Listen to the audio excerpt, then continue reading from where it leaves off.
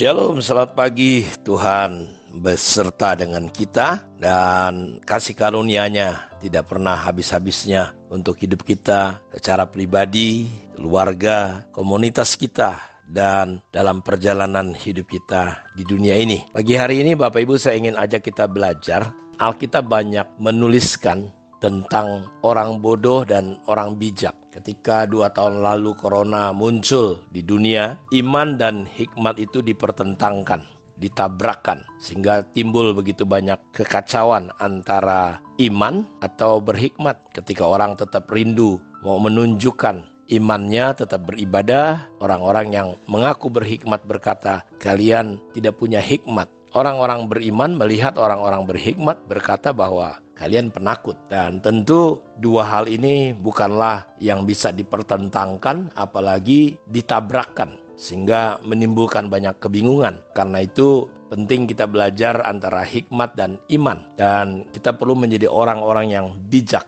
Alkitab banyak menuliskan bagaimana pentingnya kita menjadi orang-orang yang bijaksana, bukan orang-orang yang bodoh. Kesudahan segala sesuatu sudah dekat, biarlah kita menjadi bijaksana. Karena itu di dalam kisah ketika satu hari Tuhan Yesus mengambil perumpamaan dari Lukas 12 ayat 15 sampai 21, dia berkata begini, katanya lagi kepada mereka, berjaga-jagalah dan waspadalah terhadap segala ketamakan. Sebab walaupun seorang berlimpah-limpah hartanya, hidupnya tidaklah tergantung daripada kekayaannya itu. Kemudian ia mengatakan kepada mereka suatu perumpamaan, katanya, ada seorang kaya, tanahnya berlimpah-limpah hasilnya. Ia bertanya dalam hatinya, apakah yang harus aku perbuat? Sebab aku tidak mempunyai tempat di mana aku dapat menyimpan hasil tanahku. Lalu katanya, inilah yang akan aku perbuat. Aku akan merombak lumbung-lumbungku, dan aku akan mendirikan yang lebih besar, dan aku akan menyimpan di dalamnya segala gandum dan barang-barangku. Sesudah itu aku akan berkata kepada jiwaku, jiwaku, ada padamu banyak barang, tertimbun untuk bertahun-tahun lamanya. Beristirahatlah, makanlah, minumlah, dan bersenang-senanglah.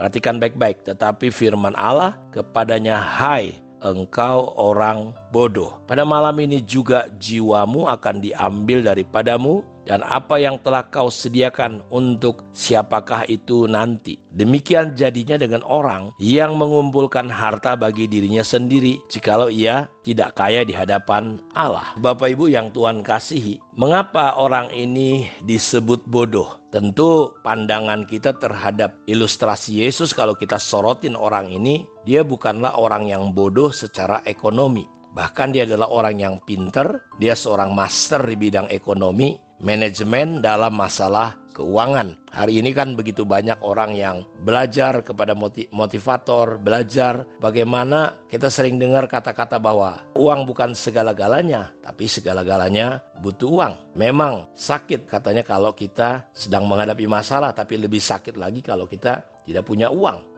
Dan tentu orang ini kalau kita pelajari dari ilustrasi Yesus adalah orang yang bahagia, orang yang hebat, karena dia berhasil di dalam mengembangkan ekonominya. Tetapi Alkitab dengan jelas berkata, hai engkau orang bodoh, stupid. Kenapa dia disebut bodoh Bapak Ibu? Karena dia berpikir hidupnya itu ada pada hartanya, ada pada kekayaannya. Padahal apa yang kita dapatkan di dunia ini akan kita tinggalkan. Apa yang kita lepaskan harta kita untuk kerajaan Allah, justru kita akan mendapatkan. Jadi orang ini begitu bodoh di mata Tuhan, karena dia berpikir hidup itu akan terus hidup dia di dunia. Dia lupa bahwa kematian, bahwa satu hari dia akan pindah, beralih kepada kekekalan. Hidup kita di dunia cuma sementara. Jadi kita akan menjadi orang-orang yang bodoh kalau kita hidup itu hanya untuk hidup sesaat, hidup yang sekarang, hidup yang hanya 60, 70, 80 tahun habis itu mati. Karena jarang orang bisa hidup hari ini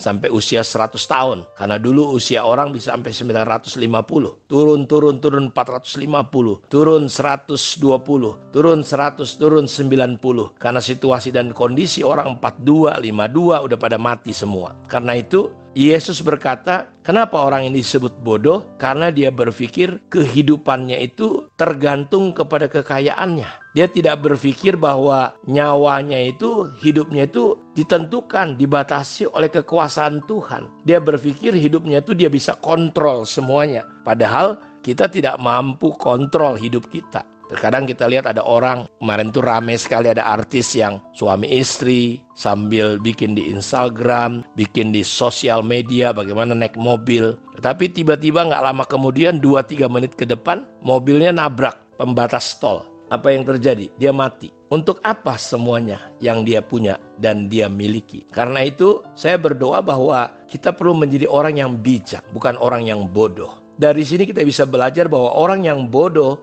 di mata Tuhan adalah orang yang berpikir dan menganggap hal-hal materi, hal-hal lahiriah itu adalah segala-galanya. Orang yang bodoh adalah orang yang berpikir bahwa nyawanya adalah miliknya. Padahal Alkitab berkata, pada malam ini juga engkau mati. Untuk apa semuanya? Semua rencananya, semua cita-citanya bubar. Saudara tahu ketika orang punya banyak mimpi perencanaan, datang Corona 2 tahun lalu, semua banyak mimpi orang bubar. Rencana-rencana bisnisnya kacau, berhenti. Pinjaman-pinjaman yang usahanya tidak bisa berjalan baik, harus tutup.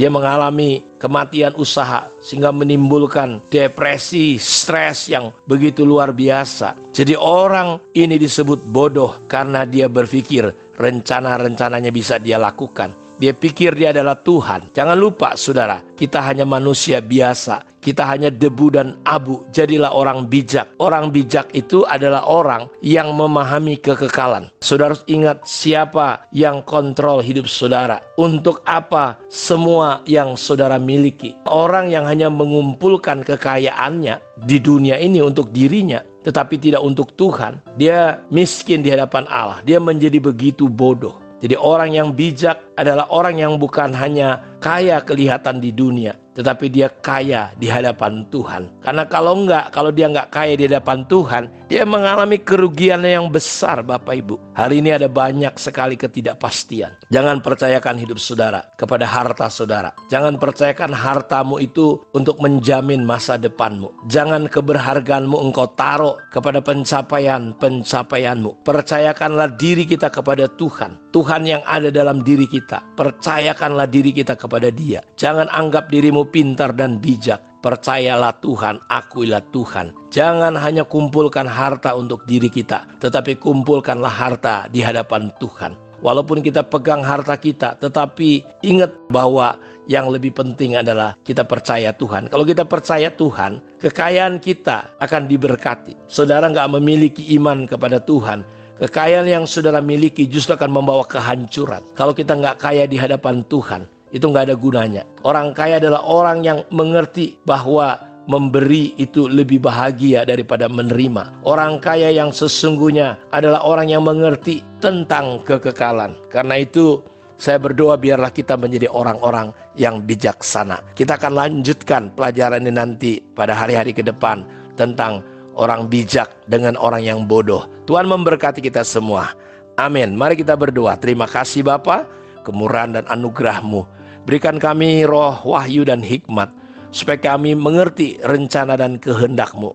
Kami berubah, tidak seperti dunia, sehingga kami mengerti kehendak-Mu yang baik, berkenan dan sempurna. Terima kasih Tuhan. Kami bersyukur kepadamu, berkati semua anak-anak-Mu, sehingga kami menjadi orang-orang yang bijak. Dalam nama Tuhan Yesus kami berdoa. Amin. Tuhan memberkati kita semua. Shalom.